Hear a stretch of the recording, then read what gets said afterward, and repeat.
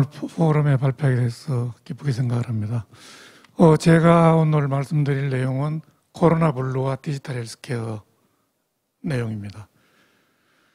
우리가 흔히 코로나 블루라고 이야기를 하는데, 이 코로나 블루는 특정 진단의 어떤 명칭은 아닙니다. 저희가 정신과에서 무슨 주요 우울증이다 또는 조현병이다, 강박증이다 이런 진단이 아니고요. 일반적으로 그냥 코로나로 인해서 나타나는 기분 장애 또는 불안 증상 이런 거를 이야기를 해서 코로나 블루라고 이야기를 합니다. 그러나 결국 이제 코로나로 인해서 일어나는 심리 사회적인 변화에 대한 어떻게 보면 좀 정상적인 반응이다 이렇게 볼 수 있습니다. 근데 이제 그런 걸 넘어서서 우리가 조금 더 심해지는 그런 증상도 다 포괄하는 그런 쪽으로 이제 약간의 의미가 좀 바뀌어졌습니다. 왜냐하면 이 블루라는 거는 뜻 그대로 그냥 약간 우울한 정도, 정상적으로 우울한 것을 우리가 블루라고 얘기를 하죠. 파란색을 보면은 조금 마음이 안정되지는 또 어떻게 보면 약간 마음이 좀 처지는 그런 걸 이야기를 하는 겁니다. 근데 이제 그게 약간 이제 코로나로 인해서 심하게 느끼는 사람도 있고 또는 간단하게 넘어가는 사람도 있기 때문에 그런 걸 전체적으로 포괄해서 코로나 블루다 이렇게 이야기를 합니다. 우리가 흔히 우울증, 정신과에서 우울증을 이야기할 때는 주요 우울증을 이야기를 합니다. 소위 말하는 MDD라고 하죠. Major Depressive Disorder. 이 주요 우울증은 정신과의 질환명이고요. 그냥 일시적으로 우울한 게 아니고 어느 정도 지속이 돼야 되고요. 또 다른 증상들이 나타나야 됩니다. 우울감뿐만 아니고 여러 가지 수면장애라든지 또는 입맛이 바뀐다든지 여러 가지 신체적인 증상이 따라 나오는데 코로나 블루는 기분의 어떤 변화가 우선적이고 주요 우울증보다 약간 마일드한 형태고 일시적이고 또 이제 이 주요 우울 장애는 심하면은 자살 사고를 생각하게 되고 또 자살 기도를 하기도 하죠. 그런데 코로나 블루는 거기까지는 가지 않는 약간 드문 그냥 자살 사고를 가진다 이렇게 생각을 하시면 되고요. 그래서 어떤 코로나 블루라는 게 질환보다는 일시적인 외부 환경에 의한 반응이다. 하지만 이게 좀 심해질 수 있기 때문에 어떤 여러 가지 관리나 또는 그 변화의 양상을 좀 팔로우를 해볼 가능성이 필요가 있다. 이렇게 주장할 수가 있겠습니다. 우리가 이제 코로나 블루라고 이야기를 하는데 코로나 레드 이런 이야기를 좀 신문에 보면 가끔 나와요. 이 레드라는 거는 굉장히 좀 화가 나 있는 붉은색이 좀 그렇잖아요. 우리가 너무 화가 나서 머리에 뚜껑이 열린다. 그러면 불이 나는 듯한 그런 느낌이잖아요. 그래서 이게 이제 코로나 레드가 심리적으로 상당히 이제 좀 어떻게 보면 약간의 분노, 화 이런 거와 관련이 있습니다. 그래서 이것 역시 진단이 아니고요. 코로나 블루를 거쳐서 이게 너무 기간이 오래 지속이 되니까 화가 나는 거죠. 사회생활도 더 시작도 못하고 이게 언제 끝날지도 모르고 그래서 그런 걸 두고 이제 코로나 레드 이렇게 이야기를 하고요. 최근에 이제 코로나 블랙이라는 이야기까지 합니다. 정말로 코로나가 계속 지속이 되고 또 소상공인들 여러 가지 생계도 문제가 있고 또 일반인들도 친구들 만나고 미팅도 없어지고 물론 이제 위드 코로나로 지금 접어들긴 있지만 그러니까 이게 도대체가 앞이 보이지 않는 거죠. 그러니까 이제 코로나 블랙 이렇게까지 이야기를 합니다. 일반적으로 코로나 블루라고 할 때 우리가 이제 코로나 때문에 일어나는 정신증상의 가장 중요한 것은 인간관계의 단절 때문에 오는 여러 가지 증상들입니다. 인간이 사회적인 동물이죠. 그런데 소셜 디스턴싱, 사회적인 거리를 두고 가까이 만나면 전염이 되니까 우리가 떨어져 있어야 되잖아요. 그런데 인간은 사회적인 동물이라서 이게 사회적인 이런 인터랙션을 안 하면 상당히 문제가 생기죠. 소위 이제 생물체는 외부에서 적당한 자극이 주어져야 됩니다. 근데 사실 우리나라는 그동안에 이 외부 자극이 너무 많았던 거죠. 너무 많았는데, 그러니까 일종의 보면은 자극의 오버로딩이 있었던 거죠. 근데 코로나 때문에 그 자극이 완전히 줄어든 거예요. 만나지도 못하고 여러 가지 혼자 지내고. 이러니까 이제 인간관계 단절, 소외, 외로움 또는 지루함, 이런 것 때문에 나타나는 여러 가지 증상들입니다. 이런 것들이 신체적으로도 영향을 주고요. 지속되면. 여러 가지 이제 정신적인 현상 이런 거를 영향을 주게 되죠. 그래서 신문이나 이런 언론을 보면은 코로나 시대 때 이제 여러 가지 이런 정신 증상을 어떻게 할 건가, 또는 어느 정도 심해지는가, 많아지는가, 이런 뉴스들이 굉장히 많습니다. 오늘 이제 주제가 정신 증상과 디지털 헬스케어니까 특히 정신 증상을 가지고 있는 사람들이 일반 사람보다 조금 더 병원 방문을 좀 꺼리게 됩니다. 조금 더 과하게 생각을 하게 되고, 병원에 오면은 코로나에 걸리는 것처럼 그렇게 생각하는 분도 있습니다. 심지어는 초기에는 방호복을 입고 오는 병원에 방문하는 그런 분들도 계세요. 그렇게 이제 심하게 이제 대면 진료를 좀 싫어하는 거죠. 그래서 디지털 헬스케어가 코로나 블루 정신 증상에 상당히 많이 이제 이용이 되고, 실제로 전화 진료라든지 이런 게 일시적으로 허용을 했잖아요. 이제 그렇게 보니까 상당히 많은 분들이 실제로 오는 것보다는 그런 걸 원합니다. 편하기도 하고요. 그래서 정신 증상과 만성 질환에는 굉장히 디지털 헬스케어가 중요하다. 이런 이제 여러 가지 뉴스들이 나오고 있죠. 특히 이제 그런 원격 진료와 관련된 스타트업들이 굉장히 지금 발전하고 있고, 미국 같은 데 데이터를 보면 1년에 그 발전하는 그 속도가 한 30%, 40% 사이로 성장을 한다는 데이터가 있습니다. 그만큼 디지털 헬스케어, 원격 진료와 관련되어 있는 여러 가지 에어리아에서 회사들이 발전하고 있다, 이렇게 생각할 수가 있습니다. 특히 이제 이런 언론을 보면 영국에서는 2년 전보다 정신질환이 75% 급증했다. 물론 이거는 조금 특이한 케이스입니다. 이 정도까지 증가하지는 않고요. 그래서 이제 상당히 많은 이제 연구비나 이런 이런 문제를 해결하기 위해서 투자를 했다, 이런 이제 언론 보도도 있고요. 국내도 일반 질환은 줄어들고 정신질환자는 늘었다는 통계가 최근에 나왔습니다. 이건 당연하겠죠. 왜냐하면 마스크를 끼고 있기 때문에 다른 질환들은 좀 줄어들 수가 있습니다. 특히 코로나를 제외한 감염성 질환은 굉장히 줄어들죠. 또 일반 다른 질환들도 많이 병원 방문을 꺼리고 그냥 참고 이랬고요. 근데 정신질환은 많이 이제 늘어나기 때문에, 특히 이제 몇 퍼센트, 우울증은 몇 퍼센트 이렇게 늘어났다는 보고들이 있는데, 우리나라는 정신증상이 있을 때 정신과를 방문하는 율이 22% 정도 됩니다. 그러니까 100명이 정신증상을 가지고 있으면 22명만 병원을 방문하고 나머지는 방문을 하지 않습니다. 여기에 여러 가지 이유가 있겠죠. 여러 가지 낙인의 문제, 여러 가지가 있습니다. 그래서 실제로 예를 들면 우울증이 4% 증가했다 그러면 실제로 증가한 거는 한 20%, 15%, 20% 증가했다고 볼 수가 있습니다. 병원에 와서 잡히는 숫자만 이러기 때문에요. 그래서 굉장히 증가했다는 걸 말씀드리고, 아마 저도 이런 내용을 좀 칼럼에도 쓰고, 한국 사회가 집단 우울증에 빠졌다, 코로나 때문에, 이런 내용을 쓰게 됐습니다. 그러면 왜 디지털 헬스케어인가?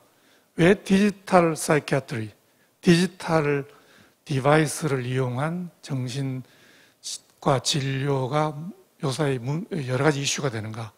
지금 말씀드린 대로 코로나 때문에 대면을 꺼리게 된다. 그래서 비대면을 원하고 있고요. 여러 가지 스트레스가 많기 때문에 정신질환도 많아지고, 기존의 정신과 환자들도 역시 더 심해집니다. 정신증상이 심해지고 병원 방문을 기피하는 거고, 또 하나가 한쪽만, 그러니까 수요가 많아진다고 해서 이게 문제가 되는 건 아니죠. 이쪽 공급 측면에서 디지털 헬스케어 테크놀로지가 지금 굉장히 발전하고 있습니다. 여기 제목도 이노베이션이라고 했는데 실제로 우리가 이용할 수 있는 디지털 헬스 디바이스들이 굉장히 많이 발전하고 있기 때문에 프랙티스에서 사용이 가능하다. 그래서 스마트폰 앱이라든지 또는 VR이라든지 뭐 챗봇, 심지어는 지금 AI 정신과 의사를 만들자 뭐 이런 지금 진행이 되고 있죠. 그런 거 또는 이제 여러 가지 SNS 이런 것들이 이런 이제 비대면 진료를 많게 하는 거죠. 이 코로나 이후에 원격 진료가 굉장히 증가하고 있는데 그중에 정신과와 만성질환이 특히 많이 이용한다고 말씀을 드렸죠. 왜냐하면 평소에 관리를 해야 되는 경우가 많기 때문에 웨어러블 디바이스나 이런 걸 이용했어요. 이 오른쪽 보시면 잘 보이지 않으실지 모르겠는데 이게 최근에 미국 데이터입니다. 그런데 이 대면 진료와 비대면 진료 그리고 전화 이런 거를 어느 정도 이용하는가를 조사를 한 건데 제일 아래쪽이 정신과입니다. 정신과를 보면 대면 진료보다 비대면 진료가 좀 더 많아요. 미국 상황이. 그래서 정신과가 역시 원격 진료나 이런 디지털 헬스케어와 굉장히 밀접한 관련이 있다. 이제 다른 질환들도 있긴 있지만 특히 많다. 이제 뭐 이런 말씀을 드릴 수 있고요. 한국에서 조사한 게 있습니다. 서울시 의사들한테 조사를 했더니 원격 진료가 앞으로 어떻게 될 건가 조사를 했더니 이것도 최근 데이터입니다. 거의 80% 이상, 지금 87%인가 이렇게 되어 있죠. 앞으로 분명히 원격 의료가 굉장히 활발하게 사용될 거라고 생각하고 있습니다. 지금 의료진 자체도 이렇게 생각을 합니다. 대부분이. 어쩔 수 없는 방향이죠. 정신과에는 효과적이지만 피부 질환은 뭐 글쎄요 뭐 이런 것도 있고 여러 가지가 있습니다. 원격 진료의 운영 프로세스를 제가 자세히 말씀을 드리지는 않겠는데 처음부터 마지막까지 프로세스가 쭉 진행이 됩니다. 진행이 돼서 환자나 또는 환자까지는 아니지만 일반인들이 건강관리에서 자기의 어떤 신체 시그널을 측정을 본인이 하고요. 예를 들면 뭐 스트레스 지수라든지 또는 운동량, 그 다음에 뭐 또 그 당뇨 같은 경우는 뭐 혈중의 당을 측정을 한다든지 혈압을 측정한다든지 뭐 여러 가지 이런 것들이 본인들이 측정을 하죠. 의료진은 그걸 모아서 빅데이터를 분석을 하는 그런 쪽으로 좀 가 있고요. 그 다음에 거기에 필요한 여러 가지 기기라든지 플랫폼이 필요하죠. 그러니까 이제 회사들이 들어가죠. 그러니까 어떻게 보면 산업계와 병원, 의료진, 그 다음에 수요자 이 세 그룹이 굉장히 밀접하게 연결되어 있습니다. 그래서 요새 이야기하는 일종의 연결 의료, 커넥션 이렇게 이야기를 하죠. 다 연결되어 있습니다. 다 이런 디지털 헬스케어로 연결이 되어 있기 때문에 굉장히 직접적으로 실시간으로 이런 인터벤션이 가능해지죠. 외국에서도 각 그 프로세스상에서 여러 많은 회사들이 관련되어 있고요. 예를 들면 뭐 원격 모니터링이라든지 또는 원격 진료 서비스라든지 플랫폼 구축하는 거라든지 뭐 여러 가지 많은 회사들이 관련하고 있고요. 국내도 지금 꽤 많은 스타트업들이 관련하고 있습니다. 그 중에 이제 뭐 지금 원격 의료 쪽에 플랫폼 쪽은 뭐 여러 가지 메디히어라든지 뭐 일부가 있고요. 그 다음에 이제 원격 모니터링 쪽이 특히 또 중요하죠. 특히 뭐 심장이라든지 심전도 이런 걸 통해서 심장 같은 응급 상황이기 때문에 굉장히 중요하죠. 모니터링, 그다음에 혈중 당 모니터링 여러 가지 그런 거. 그래서 국내도 매주나 뭐 여러 가지 CR 이런 쪽에서 굉장히 지금 많이 역할을 하고 있습니다. 그 다음에 이제 데이터를 관리를 해야 되는 그런 여러 가지. 그 다음에 뭐 그런 영상을 가지고 AI를 이용해서 진단에 이용한다든지 이런 쪽에 뭐 듀노라든지 루닛 이런 회사들이 지금 굉장히 많은 역할을 하고 있습니다. 정신과에서도 이제 코로나 때문에 국가적으로 이런 프로그램 앱을 만들어서 실제로 이용을 하죠. 앱을 만들어서 코로나 블루 우울하거나 불안하거나 이런 사람들 이 앱을 통해서 계속 그런 이제 좀 치료 또는 힐링을 할 수 있는 이런 이제 프로그램을 만들기도 하고요. 복지부를 통해서. 그다음 여기 보면 마음성장 뭐 프로그램 마성의 토닥토닥 이런 걸 만들어서 계속 이제 했더니만 우울감이 떨어지더라. 이런 거는 이제 일종의 앱을 만들어서 하는 좀 간단한 형식이죠. 이제 최근에 페이스북 이런 데서는 그 휴대폰을 통해서 인공지능을 이용해서 자살을 시도하려는 사람을 바로 실시간으로 찾아내서 인터벤션을 하는 프로그램을 돌리고 있습니다. 이제 자살을 요새 젊은 사람들이 자살하려면 같이 자살할 사람을 모으기도 합니다. 그래서 페이스북을 통해서 그 뭐 여러 가지 메시지를 보내고 하죠. 그 메시지를 다 분석을 해가지고 이런 이야기를 하면은 이 사람이 자살할 확률이 높다. 이런 빅데이터를 가지고 있기 때문에 그걸 통해서 바로 이제 인터벤션을 하죠. 그래서 이런 건 상당히 지금 중요한 그런 정신과에서 필요한 방법이라고 생각을 하고요. 특히 이제 앞으로 예방 쪽으로 가면 웨어러블이 굉장히 중요해집니다. 평소에 라이프 스타일을 관리를 해주고 스트레스 관리 이런 걸 통해서 정신질환으로 또는 정신증상을 나타내지 않도록 미리 관리를 해주는 거죠. 운동이라든지 뭐 피부 전도율 이런 거 여러 가지 이런 웨어러블 디바이스를 통해서 생체 신호를 측정을 하고 그걸 이제 실시간으로 이용하는 이런 게 정신과에서도 많이 이용을 하고 있죠. 이런 걸 통해서 우리가 이제 여러 가지 그 실질적으로 릴라이어블한 어떤 마크를 찾는다면 굉장히 중요하겠죠. 예를 들면 휴대폰에 어떤 타이핑을 하는데 우울증이 있으면 그 타이핑 속도가 느려집니다. 그리고 GPS를 통해서 그 사람이 움직이는 걸 이렇게 운동량을 보면 굉장히 줄어듭니다. 우울증이기 때문에. 이런 게 다 디지털 피노타입입니다. 이걸 전체적으로 데이터를 다 받아서 이걸 분석을 해서 AI 빅데이터 분석을 해서 봤더니 이런 경우는 이 사람이 우울 증상이 어느 정도일 가능성이 있다. 지금 이런 이제 단계가 와 있습니다. 그래서 이런 거를 디지털 페노타입이라고 이야기를 하고요. 정신과에서 굉장히 지금 중요하게 생각을 하고 발전하고 있는 거죠. 제가 말씀드린 대로 AI 정신과 의사가 이제 나올 겁니다. 아마. 지금 현재 과기부에서도 이런 그 프로젝트를 하고 있고요. 사람이 하는 면담이 아니고 AI가 면담을 합니다. 요새 뭐 광고에 AI 실제 사람이 아니고 AI 그 사람이 나와가지고 광고를 막 하잖아요. 그러면 우리가 볼 때는 실제 사람보다 더 사람 같아요. 그런 사람을 만들고 AI를 이용하면 이게 사람인지 뭐 모르죠. 할 수가 없죠. 이제 그런 게 나오고요. 그러면 이제 생각해 봐야 될 여러 가지 문제들이 있습니다. 프라이버시를 어떻게 할 건가? 과연 이게 익명성을 어떻게 보장할 건가? 그러면은 이 휴먼 투 휴먼 인터랙션이 이제 어떤 인간성의 상실, 어떤 휴먼 머신 인터페이스 이런 여러 인터랙션 이런 문제가 있기 때문에 상당히 이제 여러 가지로 문제 생각해 봐야 되는 윤리적인 문제를 생각해 봐야 되는데 한 데이터를 보면 인공지능하고 인터뷰를 하는 게 더 편하다고 되어 있습니다. 환자들이 실제 사람보다 그런 데이터도 있고 해서 앞으로 아마 생각을 많이 해봐야 되지 않을까 이런 생각입니다. 실제로 이거는 외국 데이터인데요. 앞으로 어떻게 될 건가?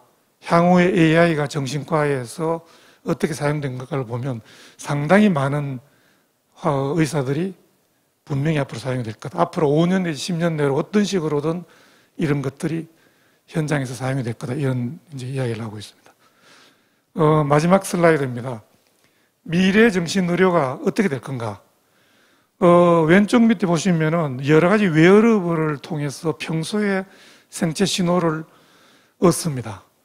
이런 걸 패시브 데이터라고 하죠. 본인은 가만히 있습니다. 그렇지만 이런 데이터가 저절로 클라우딩을 통해서 올라가죠.